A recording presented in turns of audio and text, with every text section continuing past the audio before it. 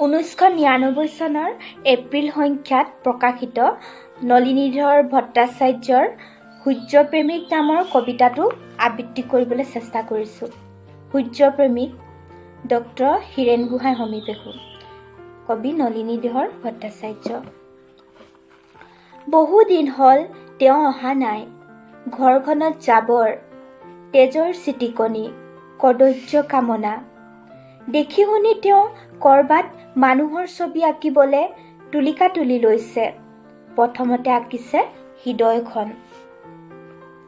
ঈশ্বৰক চিনি পোৱা সেই মানুহবোৰ দুখত কাতৰ, সিহঁতক মাত দিবলৈ এতিয়া কোনো নাই।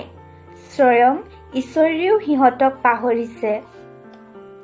তেওঁ কিজানি ঘৰখনৰ জাবৰবোৰ, লক্ষীপথাৰৰ বাকী থকা ধূলিবোৰ, নেলিৰ এৰেহা মাটিবোৰ চাব খোজা নাই, কথা পাতিব খোজা নাই সিহঁতৰ সতে, যি ফুলৰ দৰে নিষ্পাপ উৰ্বশীক মোহাৰি পেলাইছে।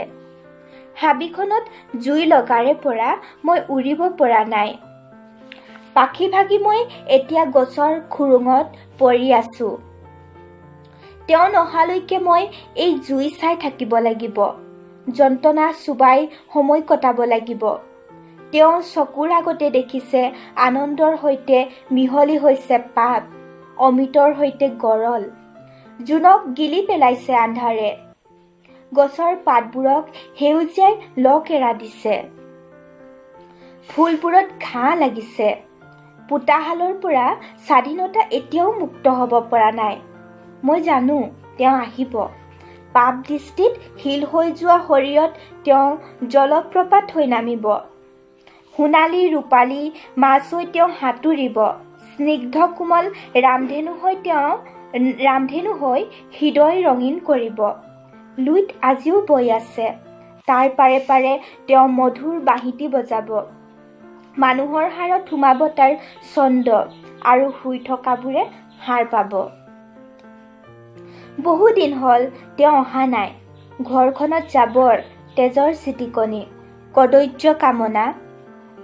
দেখি শুনি তেওঁ কৰবাত মানুহৰ ছবি আঁকিবলৈ তুলিকা তুলি লৈছে। প্ৰথমতে আঁকিছে হৃদয়খন। মানুহবোৰ এতিয়া দ্বীপ, আকাশখন কোনেও দেখা নাই। সাগৰলৈ বুলি পাৰি থোৱা পাতি কোনোবাই চুৰ কৰিছে। অৰ্ধ শতিকা জুৰি হাবিখনত জুই জ্বলি আছে। মই জানো তেওঁ আহিব। তেওঁ সূৰ্যৰ প্ৰেমিক, মানুহক সূৰ্যমুখী কৰিব। তেওঁৰ খোজত পদূলিয়ে পদূলিয়ে গধূলি গোপাল ফুলিব। পাপৰ শিলে থান বান কৰা জীৱনৰ পিয়লা আকৌ চালে চকুৰোৱা হ'ব। এতিয়া আন্ধাৰবোৰ বাহিৰৰ পৰা মোৰ ভিতৰলৈ সোমাই আহিছে। মই নিঃসংগ হৈছো। জুই উত্তাপে মোক দহিছে। পাখি ভাগি মই গছৰ খুৰুঙত পৰি আছো তেওঁ নহালৈকে। মই এই জুইকুৰা চাই থাকিব লাগিব, যন্ত্ৰণা চুবাই সময় কটাব লাগিব। মই জানো তেওঁ আহিব। মানুহৰ ছবিখন সম্পূৰ্ণ কৰি ঘৰখনৰ সকলো জাবৰ পুৰি ছাইৰ মাজত পদুম ফুলাবলৈ তেওঁ এদিন আহিব। মই জানো তেওঁ আহিব।